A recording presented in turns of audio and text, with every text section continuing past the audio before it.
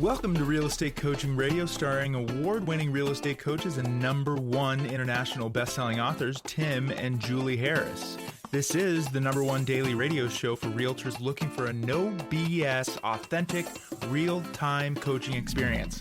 What's really working in today's market, how to generate more leads, make more money, and have more time for what you love in your life.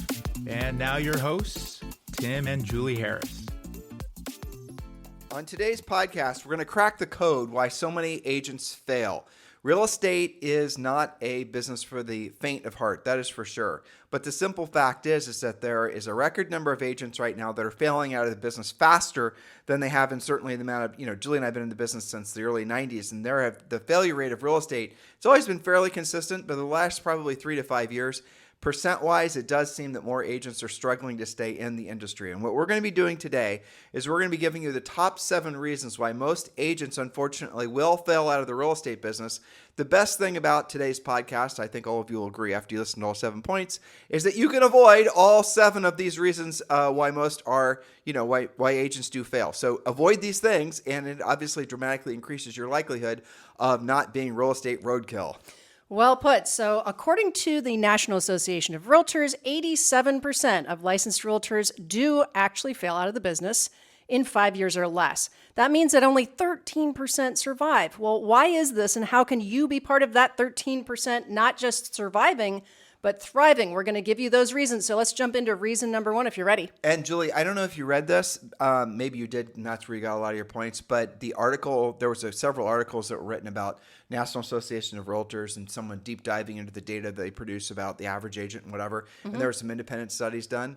And the average agent in the country is earning something like less than $10,000 per year. Yes. Do you know that? I know. And then essentially 50% did 0 transactions. Well, then that brings us to the 13% that survive and do all the deals, right? Right. And, the thing that always bothers me about those surveys, frankly, is they're always biased. For example, the National Association of Realtors, Julie and I are huge supporters of NAR, but when they produce their reports, oftentimes what they'll do is they'll send out a survey, request for people to complete a survey, and they're sending that to members who are probably actively participating in National Association of Realtors. So they're kind of, I'm not saying cherry picking who they're going to survey, but generally speaking, the people that are going to respond to the survey are probably actively involved in real estate.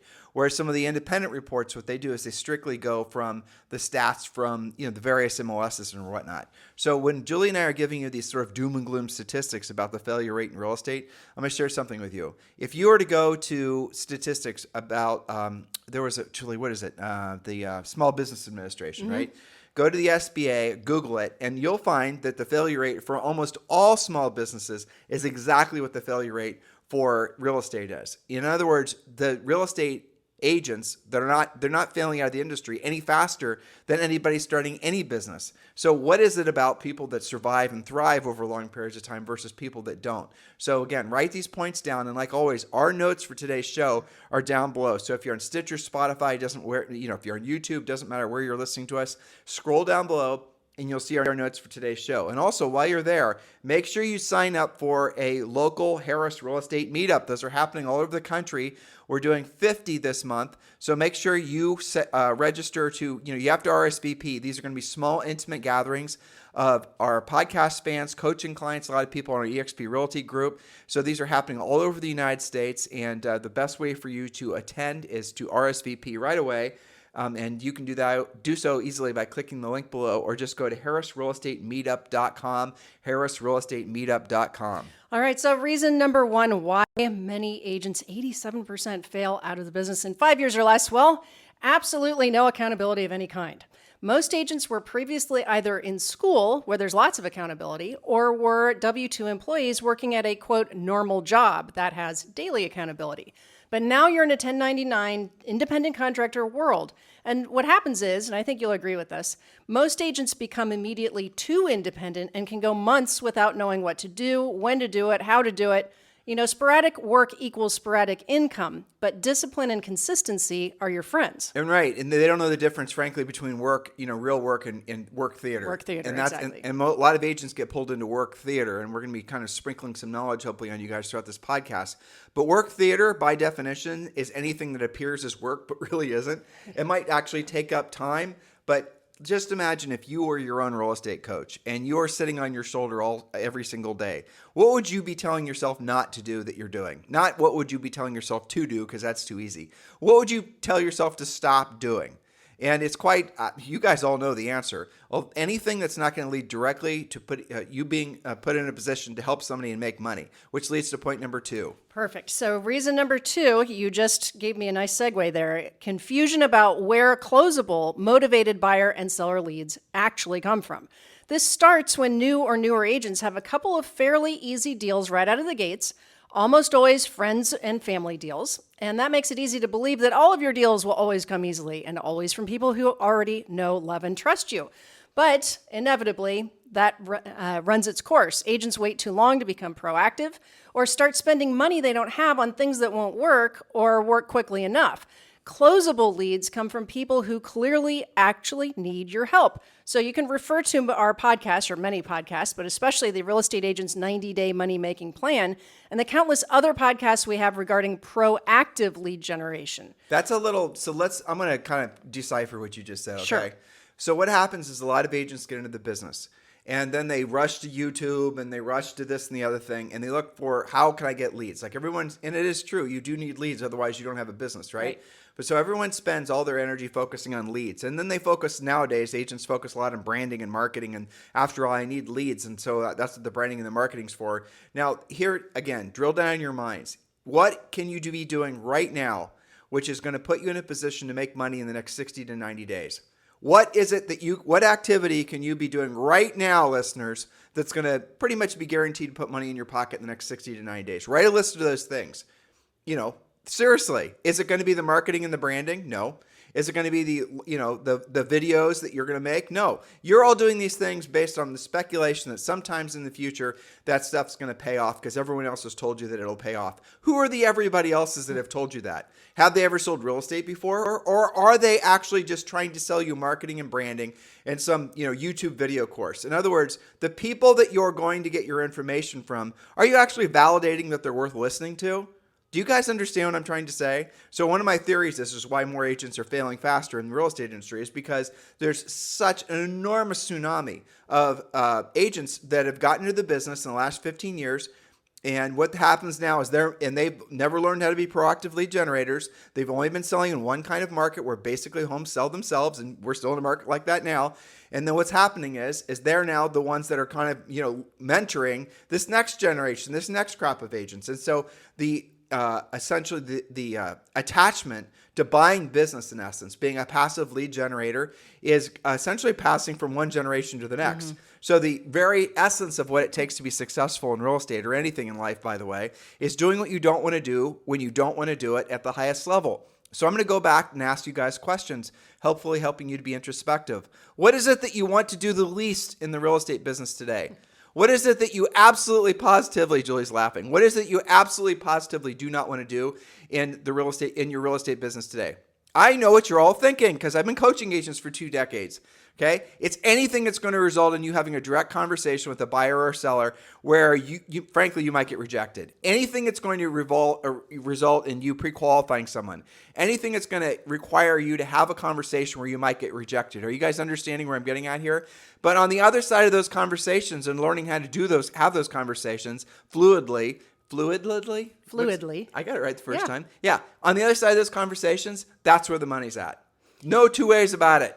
Well, that's absolutely right. I was kind of maybe laughing to myself, just, with a heart of love going out to our many coaching clients that are living the life of, you do have to work harder right now. I had a note in our outline today that you have to remember a higher percentage of your past clients and center of influence, your easy deals that you've counted on, especially during the COVID years, they either closed recently at a super low rate or they refinanced themselves into a super low rate. The COVID years where we had Fast and Furious, we had 6.5 million sales. That's a lot more than we had last year. And that pulled the sales from the future. Exactly. It's like when if you had a store and this is the reason companies like Apple never discount, because all you're doing is you're pulling future business into the present. And that's what basically happened during COVID because of the low interest rates. That's right. And so the deals that were flowing so easily back then, the FOMO deals, A lot of that has dried up and was robbed from the future. That means that if you're somebody, it's the agents that were very dependent on their database deals that are feeling like they have to work so much harder because, before it was a certain percentage, but that percentage is lower because everybody, well, not everybody, but most people already bought or refied. I do have a little spin on that you and I talked about last week from a HousingWire interview where they were talking to a millennial sales agent, and she said, the thing that she was seeing is a lot, she said, from her perspective, a lot of us in that age group especially, we just bought something because we didn't want to lose out on the low rates, and we knew this was going to be unusual, but it wasn't necessarily what we wanted. So as rates adjust and become normalized, they're not going to be 3 to 3.5%, 4%, but there will be some sales. But the point is, it's harder to find that diamond in the rough in your database. They're not coming to you. You have to find them. Well, Julie, it goes back to the fact that you've only been selling real estate in the last 15 years, which is, Exactly. Let's be honest, Sounds like a long time, but it was a really long run of a hot seller's market. Right. So you've never, in that time when, essentially there was enough FOMO, fear of missing out in the marketplace, that if you went to a seller, and I'm oversimplifying it, but you guys understand what I'm saying, those of you who are in the business, there wasn't a seller, and it's still true. There are tons of sellers that are sitting on enormous amounts of equity in the marketplace. But the thing is those sellers, if they have a mortgage on their place at all, they have essentially a huge incentive to basically slow play their next move, waiting for rates to adjust because of the fact they have super low payments. So they're sitting on, huge equity with really, really low payments. That's very seductive to want to slow down the pace of things. Julie said something really important where, I'm seeing an onslaught of new coaching clients, obviously, Yes. joining with us. And a lot of them are the ones that have built their businesses or tried to build their businesses off branding, marketing, but also those, and this is the biggest group, I think, who have only done centers of influence and past Yes. clients. Now, centers of influence and past clients, absolutely the first critical spoke we want you guys to put on your wheel. But the essentially the mistake that basically all of you have made is you don't build another spoke. You just, because again, there was so much fear of missing out in the marketplace. Your sellers in the past were, they weren't that selective who they were listing with because they knew the house would sell itself. Buyers were going to buy, as to Julie's example, even if they didn't really particularly like the house, the condition of the location. Available. You guys get it? Yeah. So now that's kind of, that market is no longer, then you're going to have to deal with essentially the reality that you're going to have to be proactive about going after your business. Still work your centers of influence and past clients, but you must learn some proactive lead generation methods. Supplement, enhance, reinforce the proactive with the passive. Exactly, well put. So reason number 3 why many agents fail out is relying on luck, hopium, and speculation instead of those sales skills that you were just talking about. So stop spending your hard-earned money on things that are not directly related to closed or closable transactions. Julie, if that could just be all 7 points, right? Right. So if you're thinking about contemplating spending money on something, all right, it does not matter what it is. You should ask the person who's selling this thing to you, this idea, this whatever it is. Ask them, okay, you're asking me to spend $1. How long is it going to take for me to make $5 from this $1? And if they don't give you a clear answer, if they don't give you an absolute, look into the future that makes sense to you, they're selling you hopium. They're selling you something that they don't want you to hold them accountable to. That, by the way, is the ultimate downfall of marketing and branding-based businesses, is you keep spending money, we got a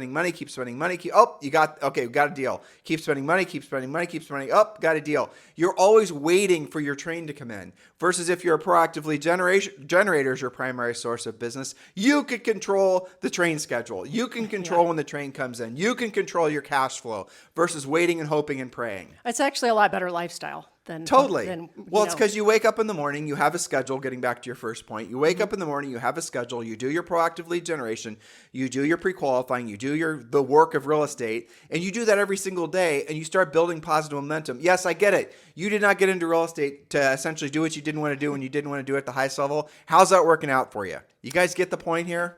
That question wasn't on the test. Would you like to? All right, but it is the reality. So reason number 4, not leading with profit. Your product is profit. Every day you decide to run a not-for-profit organization or a for-profit organization yourself. Which one depends on the actions that you're taking. So refer to our podcast about your success schedule. Tim just talked to you about that. Activities that lead to profit in real estate are proactive lead generation, furiously fast lead follow-up, pre-qualifying, presenting, negotiating, and closing. Now, here's the key to that. The whole list that we just both rattled off is completely dependent on the first activity, that is proactive lead generation. Why? Well, you could have the best presentation in the whole entire planet, but if you don't have any leads, you don't have any appointments, it doesn't really matter. You've got to proactively create those leads. By the way, a lot of you're going to be looking for your next natural step in your real estate businesses, which, should be all of you, but I know realistically it's half of you that are listening. So you're going to want to join Premier Coaching, and we have made it very easy for you to do so with absolutely no risk. And we want you to try out Premier Coaching for a month for free. And we are including a daily semi-private coaching call with one of our Harris certified coaches. The way you join is very simple. You scroll down below and you click the link to join Premier Coaching, or you can just go to premiercoaching.com, premiercoaching.com. You're looking for a proven path forward. You're tired, or frankly, maybe you don't even have the gumption. You don't want to take the risk of trying things. You're not in real estate because you're trying to create your own, this isn't an art project for you. You want to make a living of this. You want to build a career around this. You want to have something that you're proud of, that you've built, right? That is what your real estate business should be, that creates consistent profit, to Julie's previous point. That comes from, having an actual proven system that you're going to follow. Don't waste time trying to patchwork quilt some sort of system together. That's what a lot of you do. You listen to this video, you listen to this podcast, you go to this seminar, and you kind of work it all in, and then you wonder why it doesn't work. Remember, failure rate of agents is increasing, not decreasing. The lifespan of someone with that's an active member of the National Association of Realtors over the last really 15 years, but 5 years in particular, has been decreasing, not increasing. Why? It's because you're being offered too many distractions. And because you're being told that there's easy buttons, there's shiny objects. There aren't. Those are lies. You know it. You intuitively know it. I wish there were shortcuts. I mean, Zoe, our 10-year-old, right? I tell her Queen sometimes. of the shortcut. Yeah, well, right. Yeah. She's always looking for them. But she comes home from school and she looks like she had her butt kicked all day. And I remind her, Zoe, you actually worked harder than Mama and Dada did today. Yes, absolutely. And it's funny because... Well, it's because of her schedule. Because of her schedule. And remember, our original point today was lack of accountability. And yet, look at how well people do in school. Look at how much she learns. It's unbelievable. They have 7 different classes plus after school stuff. Basically, when the bell rings, you change classes. There's not an option to go from English to math. You just do it. And she's 10. How many of you 40-year-olds listening right now couldn't even keep it to a schedule for an hour? You guys get the point? Yeah. There's something about becoming an adult and getting a real estate license that all of a sudden you just sort of magically forget all the things that you already learned that it takes for you to be successful. If you want to get in good shape and you go to the gym every day. Julie and I, if you guys follow us on Instagram, we post pictures of us doing kettlebells and whatever. We don't like it anytime ever, not once, but we do it every single day because the accumulation effect of having done it really pays off. That is true with everything in life. Julie and I our combined age right now is over 100 years old. So thanks for reminding me. You're welcome. Some days I feel like that more than others. But here's the thing that Julie and I would have said 10 or 15 years ago, but now we're living it. Mm-hmm. The accumulation effect, like I just said, pays off. Doing what you don't want to do when you don't want to do it at the highest level for long-ass periods of time is what it takes. And it's not too late. Some of the greatest businesses in the world were started by people in their 50s and their 60s. Some of them in their 70s. There's lots of examples out there. So don't use your age or don't use anything as your excuse not to basically succeed at the highest levels. You just have to accept the fact that it is going to take doing what you don't want to do when you don't want to do it at the highest level. That's right. Actually, I believe Charlie Munger talked about that as well. He's in one of his main 10 points. We're going to do a podcast on that you have to realize that pretty much everything in life will absolutely take longer than you want it to, than you think it's going to, but waiting just prolongs all of that. Yeah, and honestly, I think it's super hard for millennials nowadays. I do too. Or younger people, right? Mm-hmm. They're popping around on different socials and they're seeing all these fake influencers. Yeah. And, popping off on and off their private jets under their chauffeur-driven Rolls Royces. Right. Guys, it's all bullshit. Yeah. You should know that. It's not true. And they're talking about how they're millionaires and all the rest of it. Yeah, prove it. How can it possibly be true? It's not. They're trying to sell you something. That's their version of marketing and branding and advertising.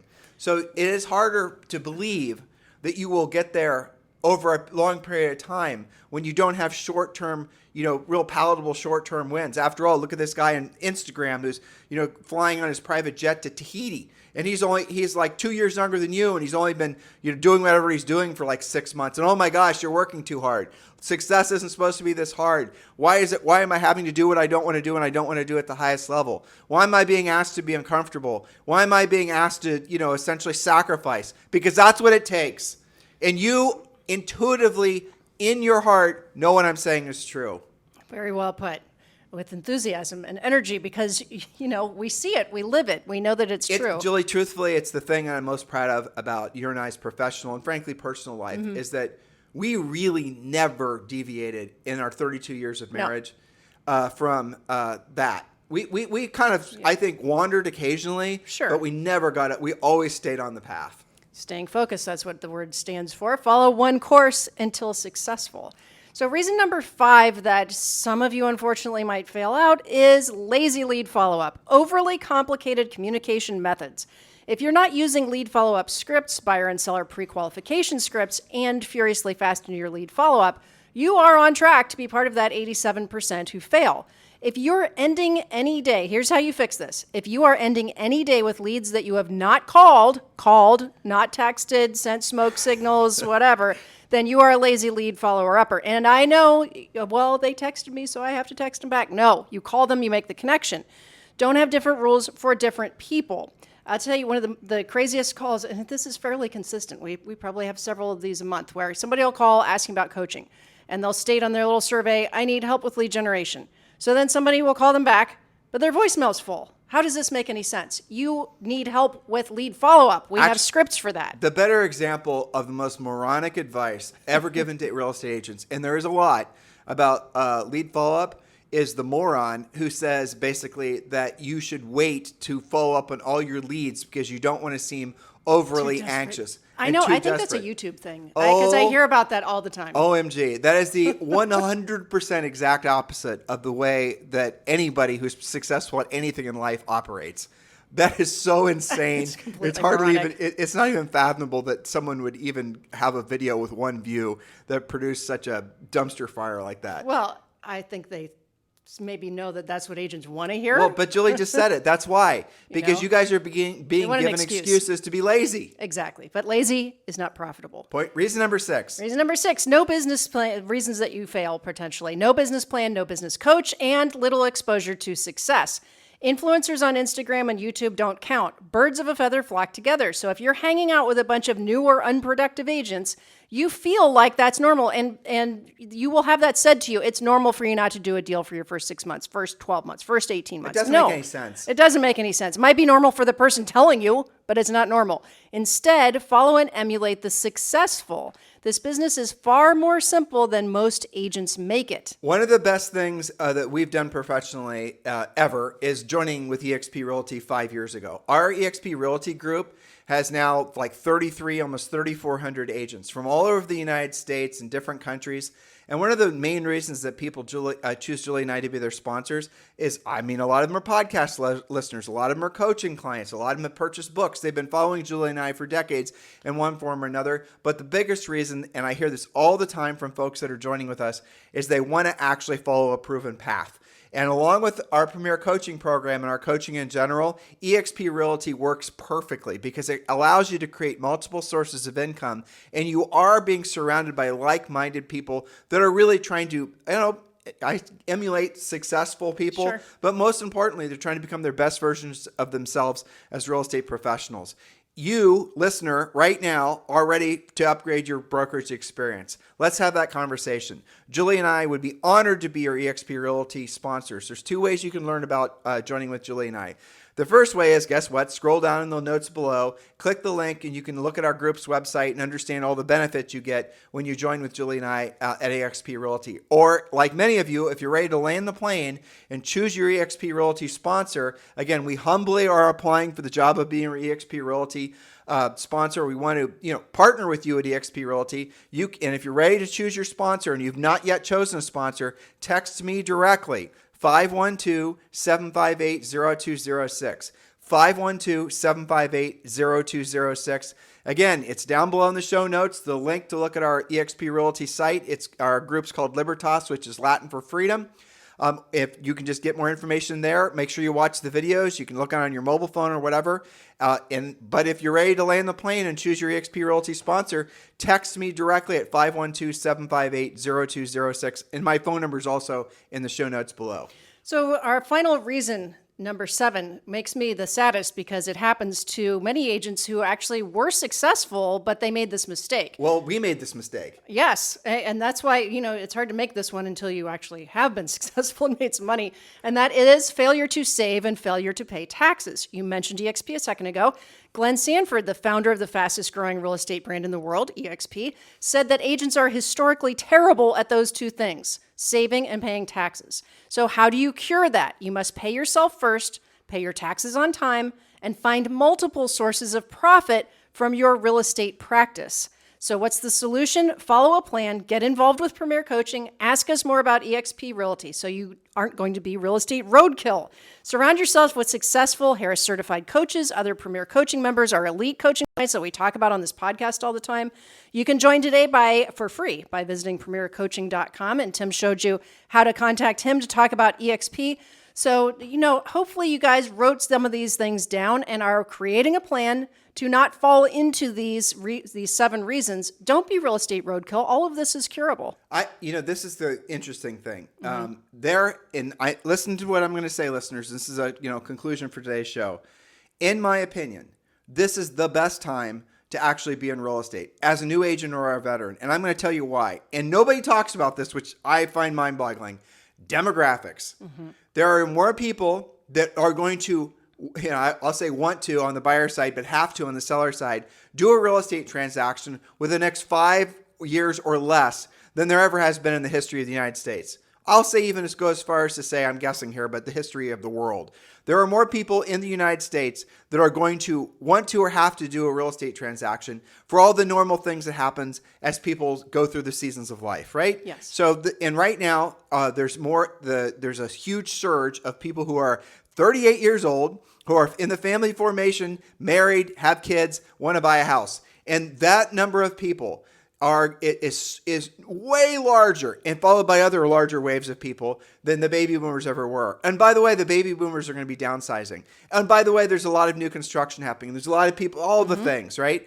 There's more demand for real estate than there ever has been, and certainly on ours, Julie and I's real estate careers. You want proof? There's no inventory, right? Things sell off really fast. Mm-hmm. We did have an interest rate challenge. I'll agree with that. When the interest rates were 8%, that certainly was preventing some people from purchasing.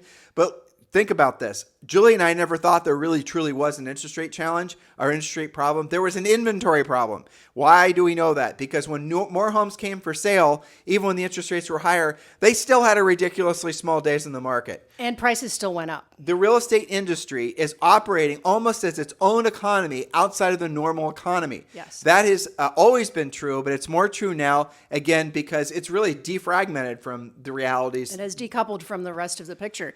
Because it's an asset, you would argue it's an asset class, but it has so many different moving parts to it. People want to purchase a home. Renters want to be owners. Owners want to move up. They want to change, more space, better school district, what have you. That's baked in. You can't say that about other things, right? So the push to be an owner is I do think that the inventory issue is going to continue. But I think the builders are making up for a lot of that. And, you have to be proactive. I was scrolling on Netflix last night, desperately trying to find something to watch. I know. And so I went I don't even remember, but I started looking at all the different things. And I was shocked I shouldn't have been, but I was, how many of them were about real estate. Yes.